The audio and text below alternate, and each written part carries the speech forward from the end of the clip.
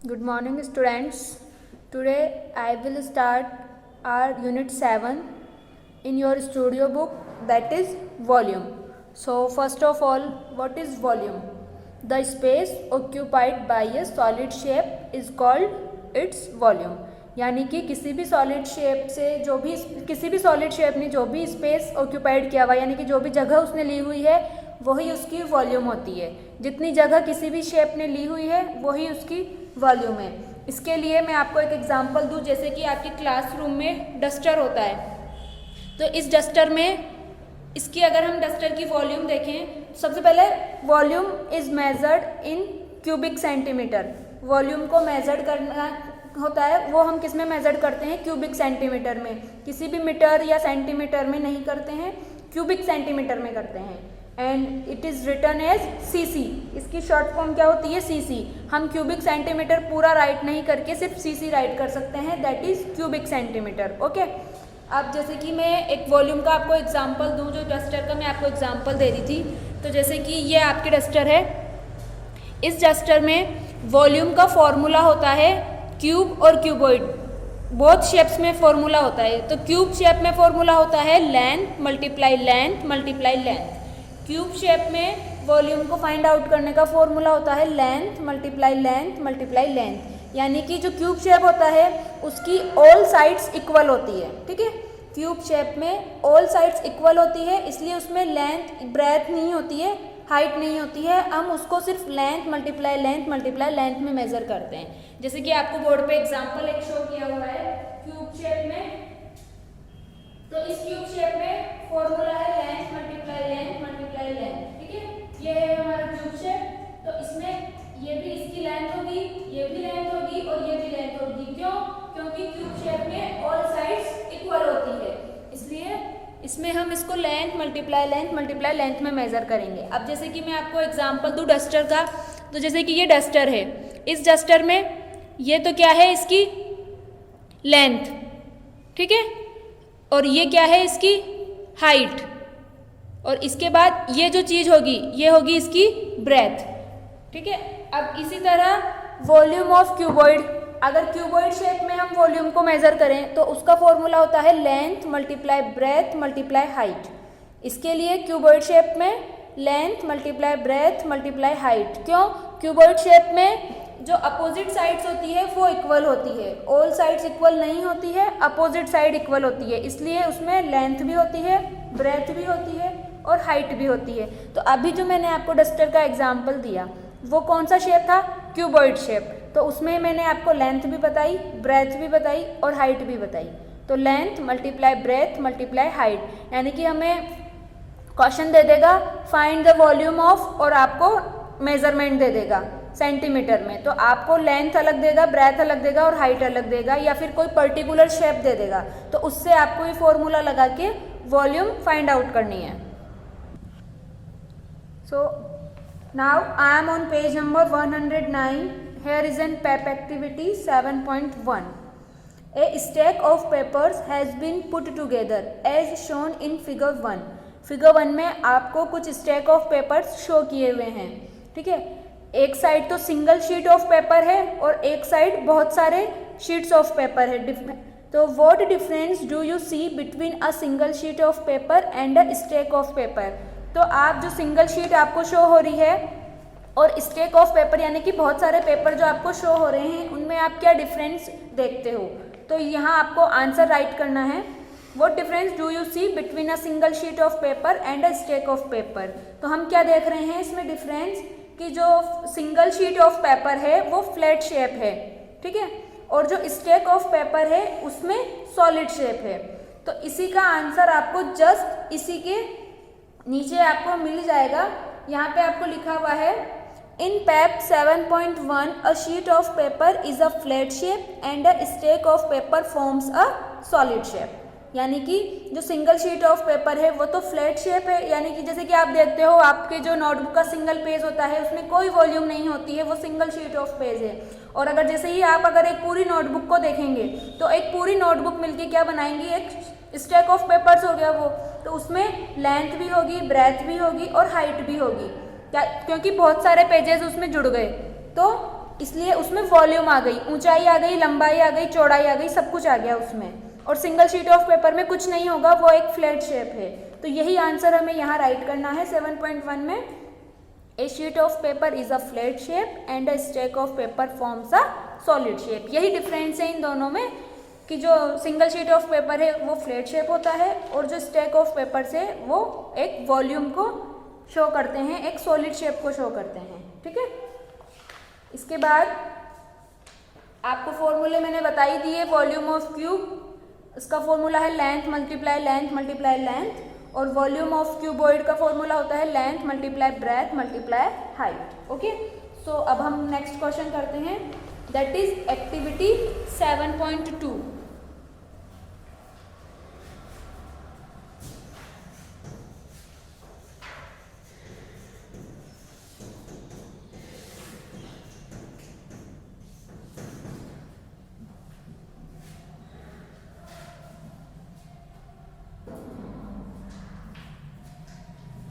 The length of this stool is 50 centimetre.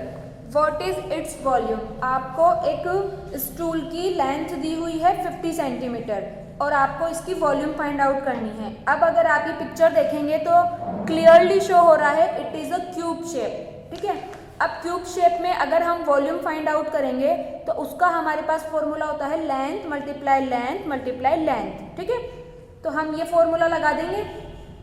Volume of the stool आपको find out करनी है, तो कितनी दी हुई है ये देखिए, it is a cube shape, इसमें 50 सेंटीमीटर 50 सेंटीमीटर और 50 centimetre, all sides are equal show कर रहा है। तो आपको सिर्फ फॉर्मूला लगाना है लेंथ मल्टीप्लाई लेंथ, यानी कि 50 centimetre multiply 50 centimetre multiply 50 centimetre. ठीक है, तो इसका आंसर आएगा 1,25,000 क्यूबिक सेंटीमीटर। तो आपको इसको फिल करना है, आप इसे फिल करेंगे। तो ये है एक्टिविटी 7.2, इसमें हमने volume of cube find out की है। इसके बाद एक्टिविटी 7.3,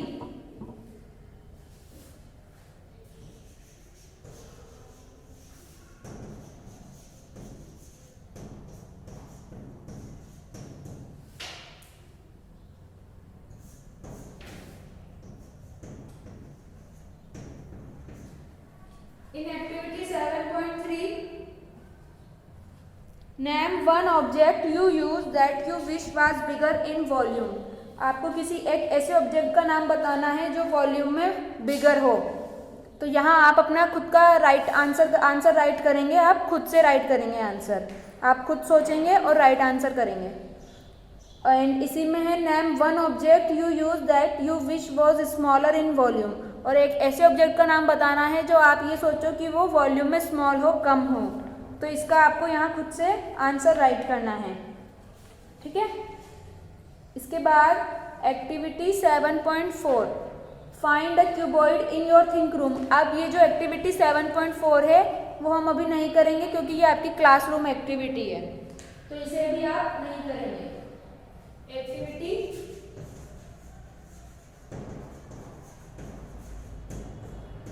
7.4 अभी आप नहीं करेंगे, ये क्लासरूम एक्टिविटी है। इसके बाद activity 7.5, in activity 7.5 calculate the volume of the shape. आपको 3 डिफरेंट शेप्स शो किए हुए हैं और उनको आपको वॉल्यूम फाइंड आउट करनी है, कैलकुलेट करनी है। तो देखिए कैसे हम कैसे शो करेंगे, कैलकुलेट करेंगे। यह है आपकी शेप्स, 3 डिफरेंट शेप्स आपको दिए हुए हैं और इसमें आपको वॉल्यूम फाइंड आउट करनी है इनकी। तो वॉल्यूम ऑफ शेप 1, तो वॉल्यूम ऑफ शेप 1 के लिए हम क्या करेंगे, वॉल्यूम के लिए हम क्या करते हैं, जितना स्पेस उसने ऑक्यूपाइड किया हुआ है, तो इसमें हम क्या करेंगे, जितने भी ये जो क्यूब्स बने हुए हैं इनको हम टोटल करेंगे, इनका हम कैलकुलेट कर लेंगे। तो देखिए 1 2 3 4 5 6 7 8 9 10 11 12 13 14 15 16 17 एंड 18। तो टोटल क्यूब्स कितने हैं, 18 क्यूब्स हैं। तो हम यहाँ क्या लिखेंगे, वॉल्यूम ऑफ शेप 1 18। इसी तरह हम वॉल्यूम ऑफ शेप 2 के लिए जितने भी ब्लॉक्स हैं उनको काउंट करके यहाँ राइट कर देंगे।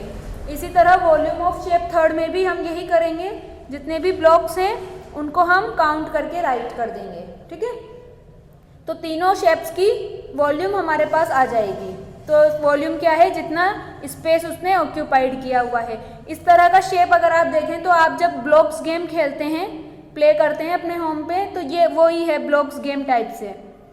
What can you say about the volume of the shapes? तो जब आप तीनों शेप्स की वॉल्यूम फाइंड आउट कर लेंगे तो आपसे पूछ रहा है व्हाट कैन यू से, तो आप क्या कह सकते हैं तीनों शेप्स के बारे में। तो हम इसमें ये आंसर देंगे the volume of all shapes are the same. क्यों? क्योंकि जब आप तीनों को फाइंड आउट करोगे तो तीनों की जो वॉल्यूम है वो सेम आएगी। जैसे कि हमारे फर्स्ट शेप में क्या आई थी 18, तो सेकंड में भी 18 ही आएगी जब हम कैलकुलेट करेंगे, और थर्ड में भी 18 ही आएगी। तो हम यहाँ आंसर राइट करेंगे the volume of the shapes are the same. मैं आपको यहाँ दे देती हूँ आंसर राइट करके।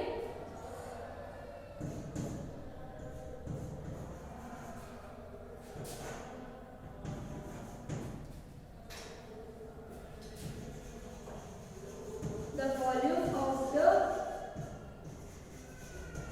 ऑल शेप्स आर सेम और इक्वल। सभी शेप की जो वॉल्यूम है वो क्या है, सेम है।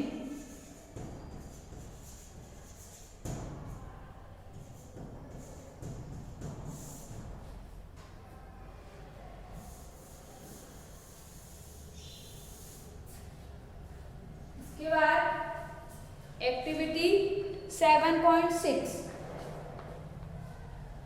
Find the missing measurement. अब इसमें आपको क्या दिया हुआ है, लेंथ दी हुई है, ब्रेथ दी हुई है, हाइट दी हुई है और वॉल्यूम दी हुई है, ठीक है। अब किसी क्वेश्चन में आपको लेंथ फाइंड आउट करनी है, किसी में ब्रेथ फाइंड आउट करनी है, किसी में हाइट फाइंड आउट करनी है और किसी में वॉल्यूम फाइंड आउट करनी है। तो सबसे पहले फर्स्ट देखते हैं हम। लेंथ है 5 सेंटीमीटर, ब्रेथ है 6 सेंटीमीटर और हाइट है 2 सेंटीमीटर। तो हमें क्या फाइंड आउट करनी है, वॉल्यूम, जो हमें एज ए दिया हुआ है। First question as it is है, हमें कंप्लीट करके दिया हुआ है। तो जब हमने length multiply breadth multiply height किया तो हमारे पास वॉल्यूम आ गई, that is 5 centimetre multiply 6 centimetre multiply 2 centimetre. तो 5 6 जा 30 और 30 को जब हम 2 से मल्टीप्लाई करेंगे तो 60। तो ये आ गया 60 क्यूबिक सेंटीमीटर, या सीसी भी हम इसको राइट कर सकते हैं। इसके बाद लेंथ दी हुई है 2 सेंटीमीटर, ब्रेथ दी हुई है 3 सेंटीमीटर और हाइट हमें नहीं दी हुई है, और डायरेक्ट हमें वॉल्यूम दी हुई है 12 सेंटीमीटर। तो देखिए कैसे करेंगे हम इसको। लेंथ हमें दी हुई है 2 सेंटीमीटर, ब्रेथ दी हुई है 3 सेंटीमीटर, हाइट हमें फाइंड आउट करनी है और वॉल्यूम हमें दी हुई है 12 सेंटीमीटर। अब हमें पता है फॉर्मूला। फॉर्मूला क्या है, length multiply breadth multiply height, ये हमारा फॉर्मूला है। तो हम इसी फॉर्मूले में इसको पुट करेंगे। तो लेंथ है हमारे पास 2 सेंटीमीटर मल्टीप्लाई ब्रेथ है 3 सेंटीमीटर और मल्टीप्लाई हाइट नहीं है तो हमने h राइट कर दिया, इक्वल्स टू वॉल्यूम क्या है 12 सेंटीमीटर। अब 2 3 जा 6 हो गया यहाँ तक, तो 6 सेंटीमीटर। अब हमें हाइट फाइंड आउट करनी है, तो डायरेक्ट वॉल्यूम दी हुई है 12 सेंटीमीटर। तो 6 centimetre multiply height equals to 12 centimetre. अब अगर हमें हाइट फाइंड आउट करनी है तो हम क्या करेंगे, 12 सेंटीमीटर डिवाइड बाई, या तो हम ये जो 6 है ये मल्टीप्लाई में है तो हम इसको डिवाइड में ले जाएंगे, दैट इज 2 सेंटीमीटर, यानी कि 6 डिवाइड बाई 12, तो 6 2 जा 12, तो ये आए 2 सेंटीमीटर। और हम इसे इस तरह से नहीं करके आप इसे डायरेक्ट भी सॉल्व कर सकते हैं कि 3 2 जा 6 हुआ, अब 6 2 जा 12 होगा, यानी कि हाइट क्या आएगी 2 सेंटीमीटर आएगी।